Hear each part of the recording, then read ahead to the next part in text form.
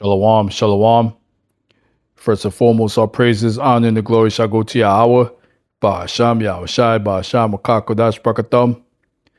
Double honors shall go to apostles, elders, and bishops, a great millstone to continue to teach and to rule well. Shalom to the Akims, a great millstone and like-minded camps and individuals who continue to teach as one body, who continue to be out on the highways and byways, risking their lives for the greater good. Shalom to sincere Aquats who are continuously learning in silence, as the Holy Scriptures have commanded for you to do so. And also Shalom to the true believers and subscribers of the true gospel, for this should be considered a true blessing from the higher power. This is Azariah Gabar representing the King is Coming channel, back at it with another lesson for edification purposes. All right, so Abaratazah, Lord willing, I want to cover another topic that don't seem to be too much of a concern to a whole lot of you Jakes out there. Because I did a lesson just a few days ago about how the U.S. is invading Greenland, right? And what the ramifications or repercussions will be to Babylon. And in that video, I mentioned that too many of you Jakes out there don't care about that. You guys have this attitude like, well, what that got to do with me? I'm way over here in America. That's way over there in Greenland and all them other places. And that's going to be a detriment, your downfall, for willful ignorance. Willful ignorance, okay? So the same thing in this video here, as you're looking at the screen. All right, the title of this video is going to be "The Dollar's Falling Fast." It's falling. And soon it's not going to be able to get up. All right? It's going to stay down. The fiat currency, the FRUs, or the Federal Reserve, the FRNs, I'm sorry, the FRNs, Federal Reserve Notes, okay? The dollar is falling more and more. So like soon, all will be good for us for toilet paper purposes, really. That's how bad it's getting. And again, a whole lot of you Jakes don't fear that, or they have no concern about that at all. All right? You're like, oh, well, that's, blah, blah, blah. Now, on one hand, if you're a true man, the elect man and the elect lady of the Lord, yes, you don't fear this because, you put your trust in Yahweh Ba'ashem Yahushai. All right? But on the other hand, you still need to know what's going on. You still need to be Ephesians 5:15, which talks about being circumspect. You still need to know what's going on within your surroundings. You heard? So, with that being said, I'm gonna play this video. You're gonna see this animation of this cartoon character that kind of looked like the Edomite Steve Urkel, all right? But still, you got a lot of good information about the economy of today. But before I play this video, fair use of the 1976 Copyright Act. For this video, strictly for education and edification purposes only. I'm not making a dime off of this video.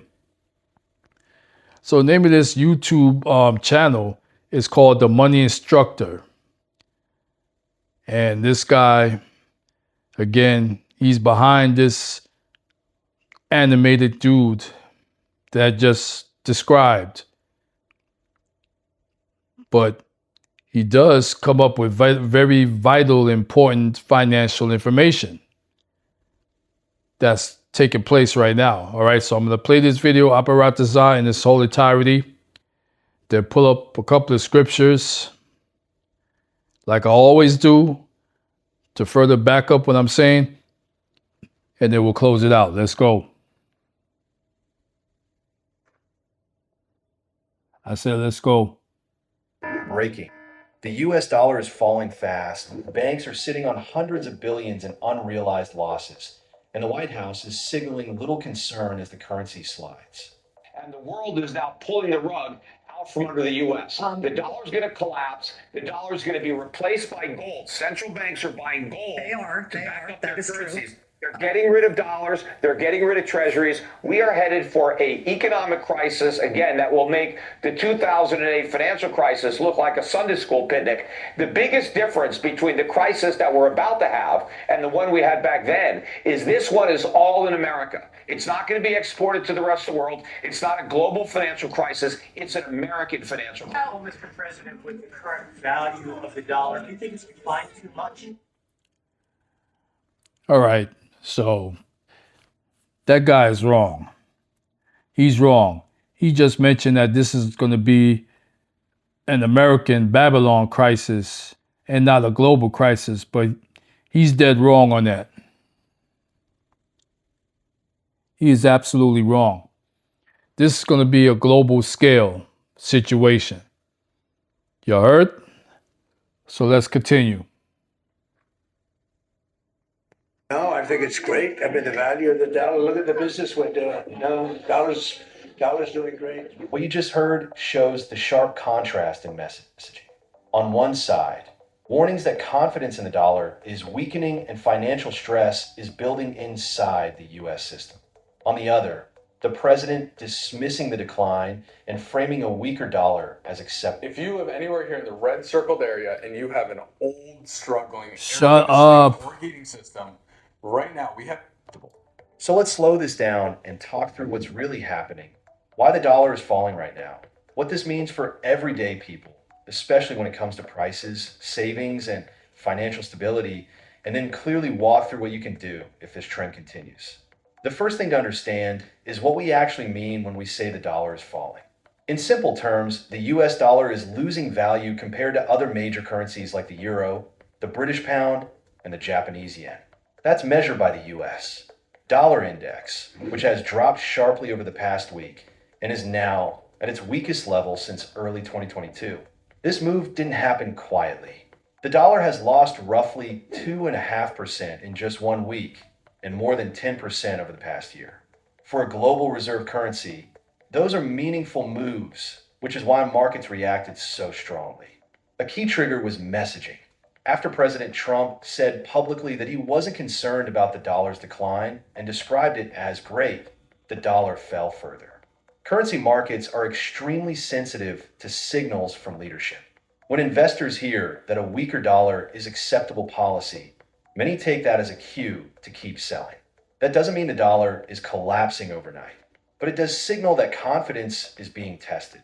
From the administration's perspective, a weaker dollar can have advantages.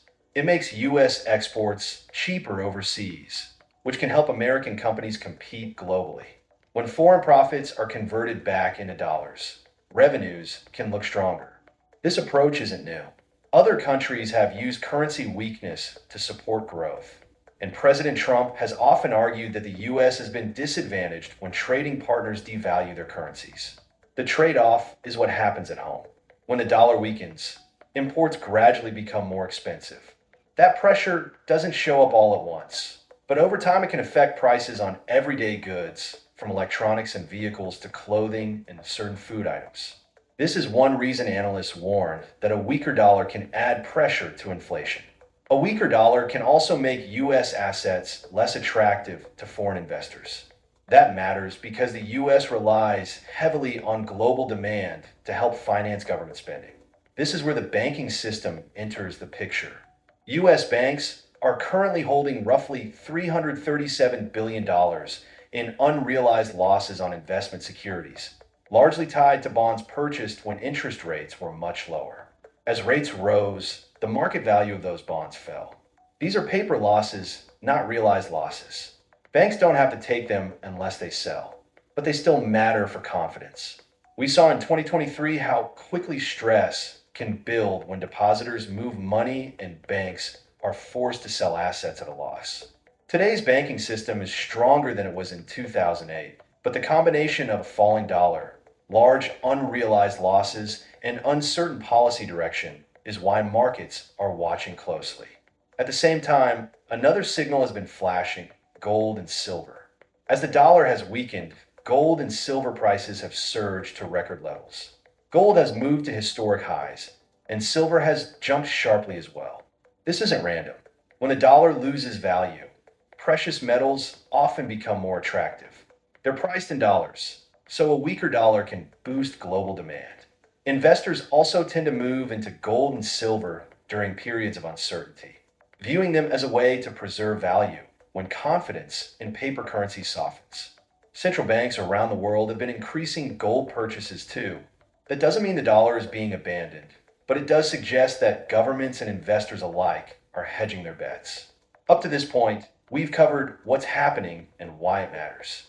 Now let's focus directly on what you can do. The goal here is not panic and not dramatic moves. It's protection and stability. Start with awareness. Know where your money is sitting and how it behaves when inflation or currency weakness shows up. Long-term cash that earns very little can quietly lose purchasing power over time. That doesn't mean eliminating cash. It means being intentional about how much you keep parked there. Diversification matters. Relying on one single type of asset or account can increase risk when conditions change. Many people reduce that risk by spreading savings across different types of accounts instead of concentrating everything in one place. This is also where gold and silver may come into the conversation, but carefully. Gold and silver are often used as a hedge, not a replacement for savings or income. Many financial professionals suggest keeping any exposure modest, as a small slice of an overall plan rather than a major shift. Gold tends to be more stable, while silver can be more volatile. There are also different ways to get exposure. Some people use funds that track metal prices inside brokerage or retirement accounts.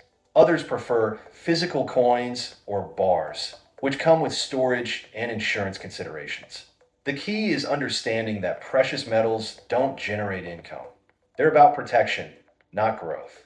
One additional thing that often gets overlooked is taxes.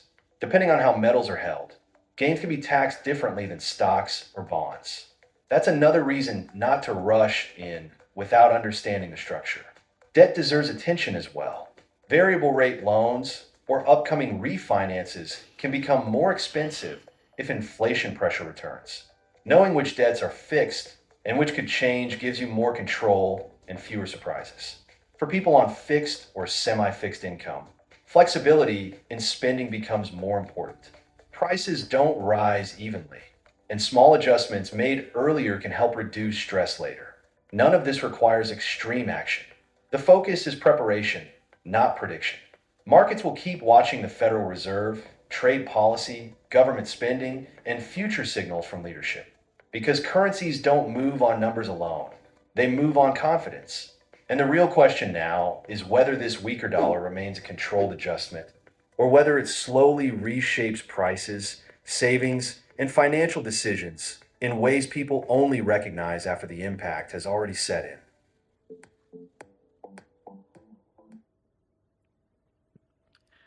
All right, so there you goes. And by the way, the title for this lesson will be Thick Clay.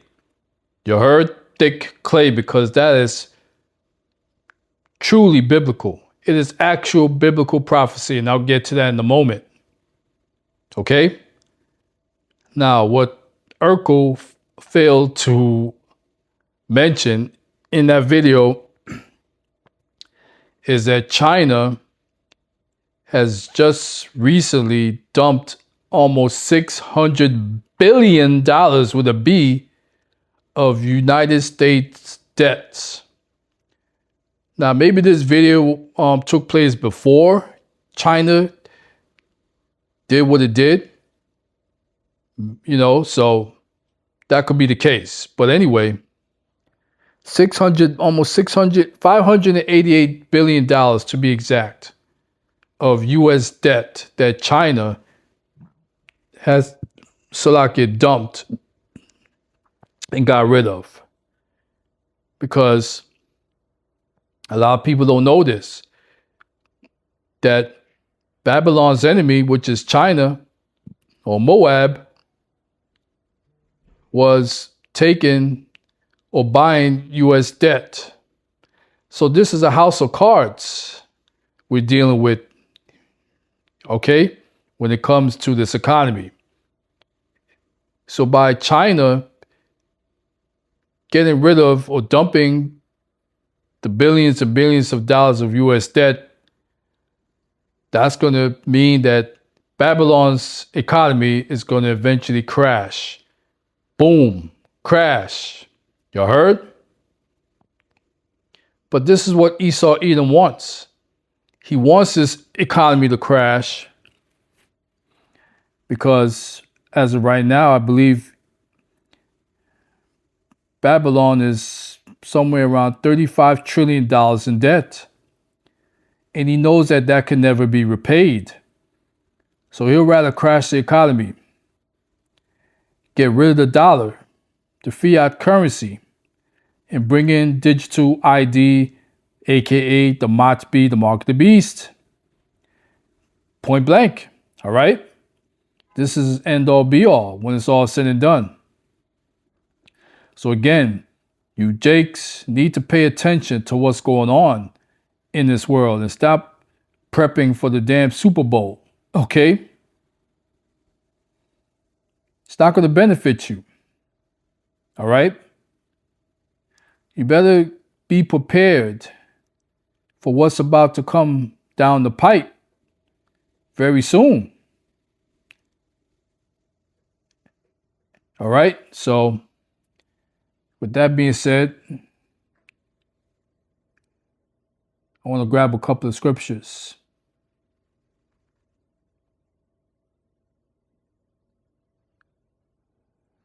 So here you got Habakkuk 2 and 5, and it reads, Yea, also, because he transgressed by wine.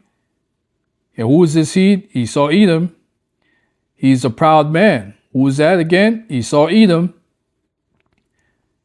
Neither keep it at home. Who enlargeth his desires hell, and is as death, and cannot be satisfied. Esau Edom can never be satisfied. He has to have every damn thing. All right? Insatiable. But gathereth unto him all nations, and heapeth unto him all people.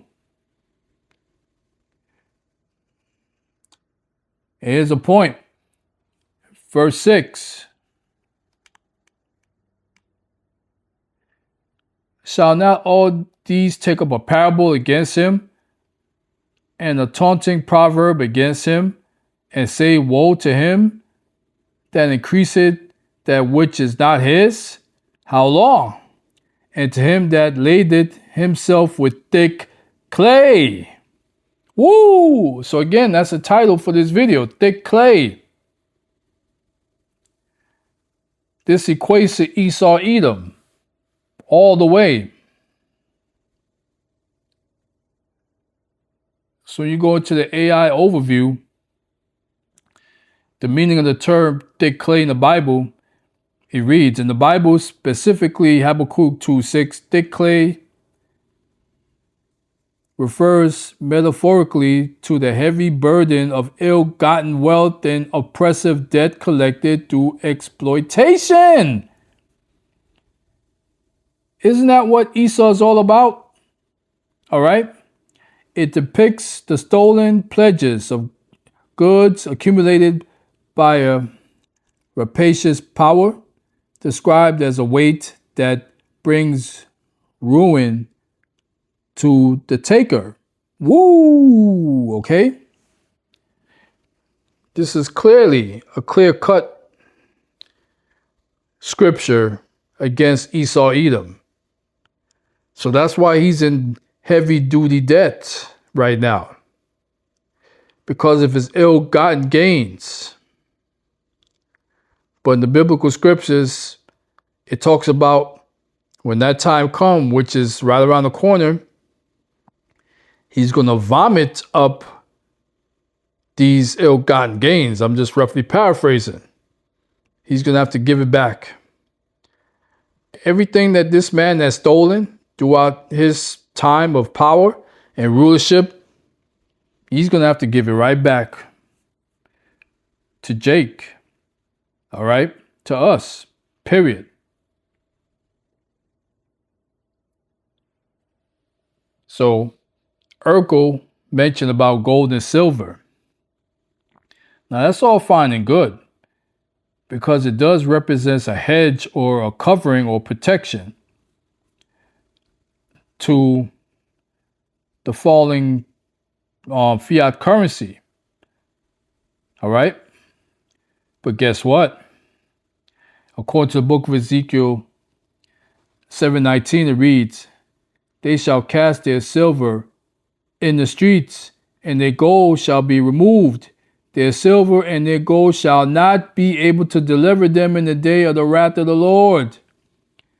They shall not satisfy their souls, neither fill their bowels, because it is the stumbling block of their iniquity." Woo! Woo! Woo! Woo! Beautiful. Yapa. So this is the end all be all to you Edomites. When that day comes, when those ICBM nukes are launched, mainly to Babylon the Great, and those chariots are spewing out those laser beams, concentrated fire laser beams, your gold and silver is not going to mean a damn thing. No, it won't. Because remember, when this place becomes so desolate, only wild beasts and fowls of the air will inhabit this place. What's good as gold and silver will be by that time, right? It's not going to mean a damn thing. And plus, it's going to melt in fervent heat due to those nuke missiles. Y'all heard? So for you Jakes out there, keep this in mind. All right? Keep this in mind as these days are being, they're going by quick every day. These days are winding down to that wrath of the Lord, that day of the wrath of the Lord that's about to come and take place. You heard? So that's going to conclude this beautiful lesson for today. Hopefully some edification was brought forth. And as always, all praises, honor, and the glory shall go to Yahweh, Ba'asham Yahushai, Ba'asham Makakodash, Brakatam Kwam, Yasharella, Rise Israel. And as always, Abaratazah, Lord willing, on to the next video. Shalom.